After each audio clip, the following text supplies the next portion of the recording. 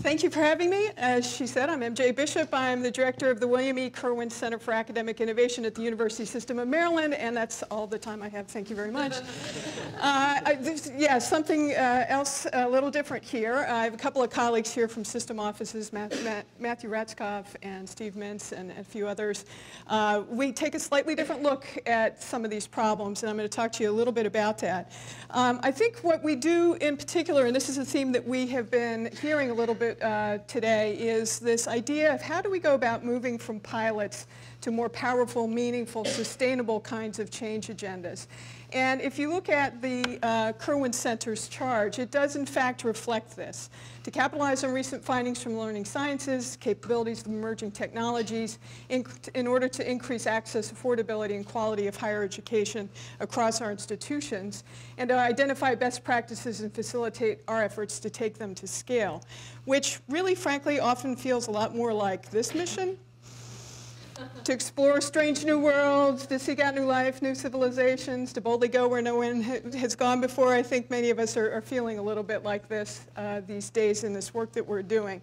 And in fact, not to stretch this analogy too far, but we are at the University System of Maryland made up of a very diverse constellation of institutions.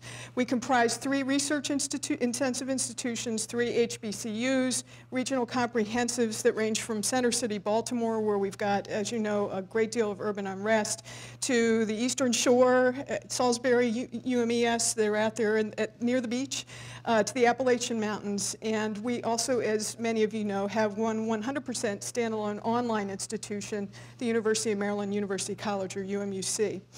So, as Matt and Steve and others who do system-level work will also attest to, like Star Trek's Federation of Planets, those of us in these system office roles find that we have to be careful to make sure we're always following the prime directive, right?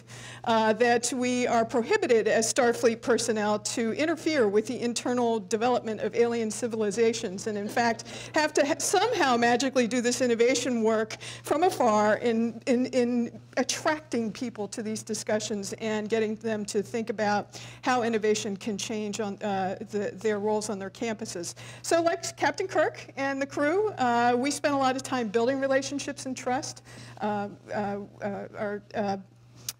I just completely blanked on your name. I can't believe it. Our SNHU colleague talked about this earlier today, the importance of building trust and doing what we can to help the planets themselves advance their innovation initiatives and finding ways to help them collaborate in that regard. But what we've been doing less successfully, I think, and now we'll start talking about the things that all of us want to reveal about what's happening in our innovation efforts.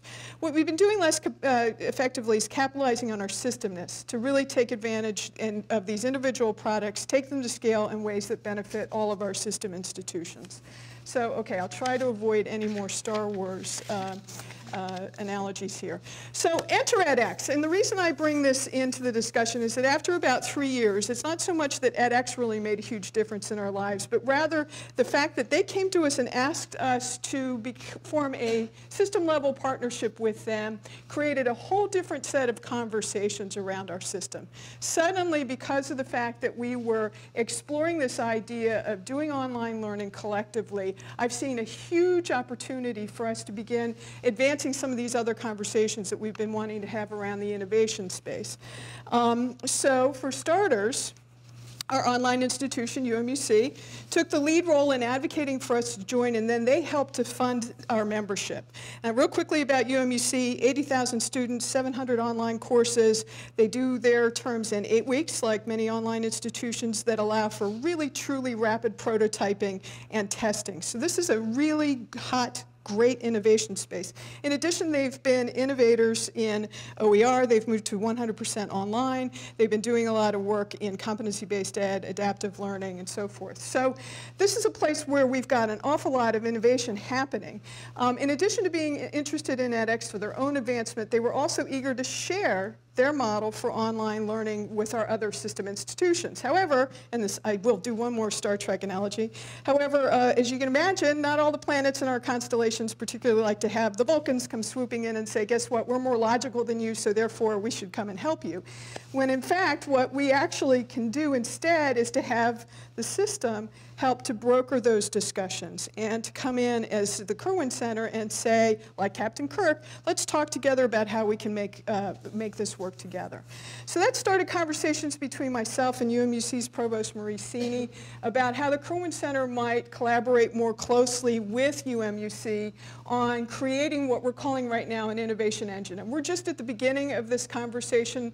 I'm now wearing two hats, one at the system office and one in UMUC, to explore this model, which looks very complicated, but I'll walk you through it real quickly. Up here in the upper left, we have what's happening at UMUC in terms of academic affairs leadership, identifying things that need to happen on the campus with the online institutions in terms of the needs for a product or service. They determine if they buy, build, or co-develop. And then the Center for Innovation in Learning and Student Success at UMUC is doing that 8-week rapid prototyping work with up to 80,000 students in trying to explore the prototypes, to do the pilots, evaluating, determining whether we've got a success or a failure. If it's a success, of course, UMUC is then going to take this and move it into their full production mode. If not, we circle back. We decide not to implement. 6 minutes does go really fast. And then if it is a success, what the idea is for the Kirwan Center to facilitate generalizing that model to more traditional institutions and disseminating it across our diverse institutions at USM. So I'll leave it at that. Thank you. God, 6 minutes goes fast.